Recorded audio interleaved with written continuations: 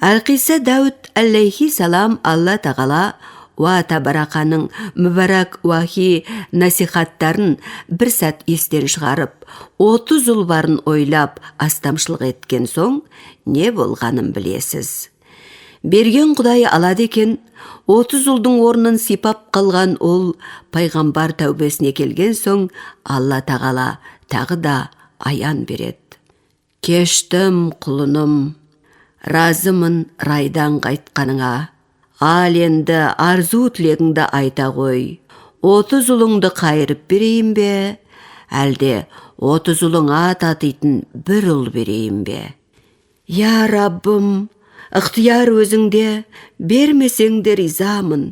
Мен күнәһар пендеңе назарыңның ауғанының өзі, мен үшін бұ дүние, о дүниенің абырой беделін, тәж дәулет азан хауқметінен артық тұр дейді Дауд алейхиссалам.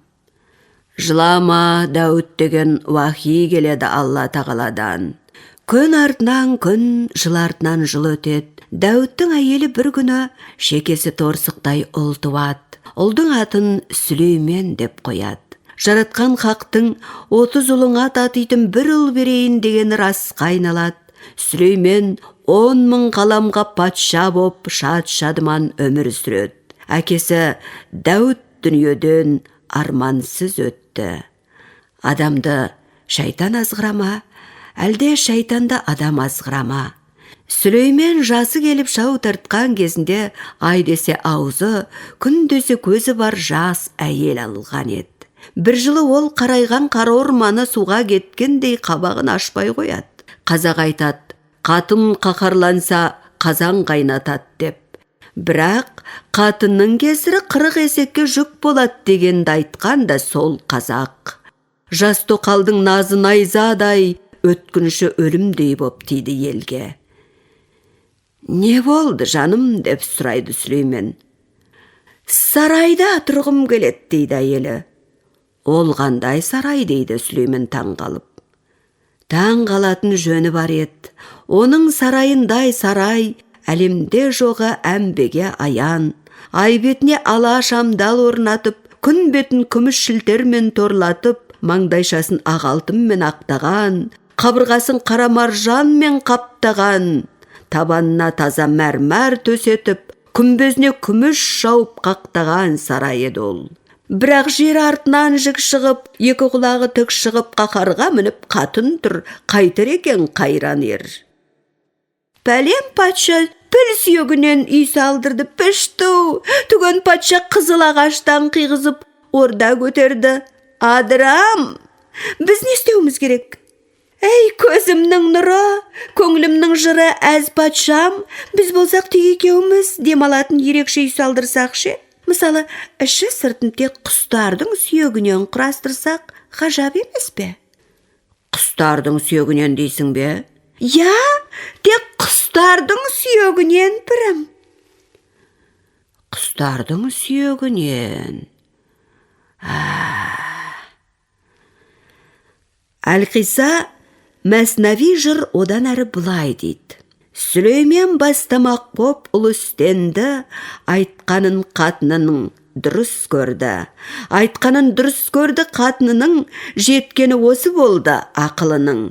Зорайып күндей толып тұрды қатын, сағақтан сақ қарғаны ілді қатын. Бозторғай, сар шымшығы кептер құсы, жағалтай, тұрымтайы бөктергісі, дуадақ, тауқұдірет, қарағарға, құстеген таусылар ма санағанда. Тұмсүйрек, қара ләйлек, тубөдене, аңғалға саусқандай қу неме де, жас бүркіт, жігіт сұңқар, кәрі байғыз, бәбісек сайрақ, көкөк, тағы қайғыз. Құс біткен, зәре сұшып үрейленген, келсін деп пәрмен алды Сүлейменнен. Құбыладан жел тұрса үйдің арты бүлкілдір, хабар келсе патшадан бидің арты бүлкілдір. Сүлеймен бұйырған соң жазған құлда жату бар ма, 18 мың ғаламның бүкіл құсы жиылып сарайға келді. Сүлеймен сонда сөйледі, сөйлегенде бүйдеді. Эй, менің пенделерім, қош келдіңдер, рахмет, фарманымды қош көрдіңдер. Бір Алла баршамызға, халқым, сендер бір бекзатсыңдар сүйек алтын. Түс көрдім, түсімде бір сарай көрдім, көрдімде есім кетіп қарай бердім. Періште Жәбірейіл досым ед, құс сүйек дейтін сарай осы деді. Шексіз ғой жаратқанның құдіреті, бұдағы болар бізге нығметі. Құстардың байбағланы жиіліп кіл, алдында Сүлейменнің иіліп тұр. Садаға, жолыңызға сүйегіміз, табамыз қайдан сізде ені біз. Ей патшам, құлдық деді, құп деді елі. Осы сөз Сүлейменнің күткен еді. Сол кезде маңай тыныш бола қалып, бөдене шығып далға домаланып. Сөзі де ісі дағы көрініп нық, байғыз жоқ арамызда деді быт-быт. Сүлеймен атып тұрып, қайда деп қайра айтты қайран елі. Сөйтіп, Сүлейменнің сүтті еп тұрған елі аяқ астынан айрандай іріп сала берді. Барлық құс осында, байғыз ғана жоқ, ешкім көрдік, білдік демеді. Патша айтты: ей қаршыға, сен алғырдың алғыры, алғыр тамырлы едің, дереу барып біліп кел, әлгі оңбаған қайда жүр екен? Құп деді қаршыға. Барды, көрді. Байғыз тіп-тік өскен нән үйеңкінің қолбасы әзер сиятындай қуысына тығылып, қалғып отыр екен. Әй бейшара, тұр деді қаршыға. Сен әсте 18 мың ғаламның падишасы Сүлейменнің бұйрығынан бейхабарсың ау.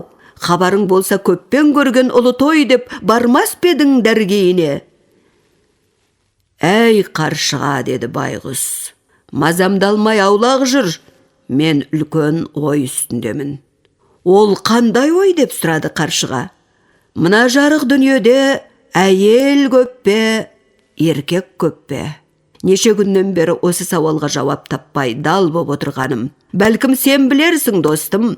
Жоқ, мен білмеймін, деді қаршыға. Бір білсе Сүлеймен патша білер, жүр, содан сұрайық.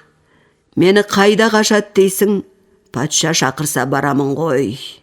Бірақ сен әуелі патшадан осы жұмбақтың шешімін біліп кел. Қаршыға Сүлейменге келеді. Айтты жұмбағын. Ақмақ, деді Сүлеймен. Соны да білмей ме? Әлбетте еркек көп. Жазған құлда жату бар ма? Қаршыға қайта ұшты. Бұл дүниеде әйелден еркек көп екен, деді байғұс. Жоқ, меніңше әйел көп, деді байғұс. Неге олай ойлайсың? Неге дегенде, әйелдің айтқанына көніп айдауына жүрген еркекті қалай еркек дейміз? Айырмашылығы шашы қысқа демесең, о дағы әйел емес пе? Патшаға осы сөзімді айтып бар, недір екен? Не десе де содан соң барамын. Қаршыға қайтып келіп байғұстың сәлемін жеткізгенде, Сүлеймен басын қос қолдап ұстап төмен қарап отырып қалыпты. Қара терге түсіп, көз алды мұнартып сала береді. Алтын тағынан ұмтылып тұра алмайды. Ей халқым, деді көп уақыттан соң, келген қадамдарыңа гүл бітсін. Барыңдар, азатсыңдар айналайындар. Мен ақмақ боп әйелдің тілін алып, сендердің обалдарыңа қала жаздаппын. Ғафу қалқым. Алғыстарыңды маған емес, байғұсқа айтыңдар. Тоқалым айтарым, 3 талақ. Бұдан бұлай бетпақтың жүзін көрмейтін болайын.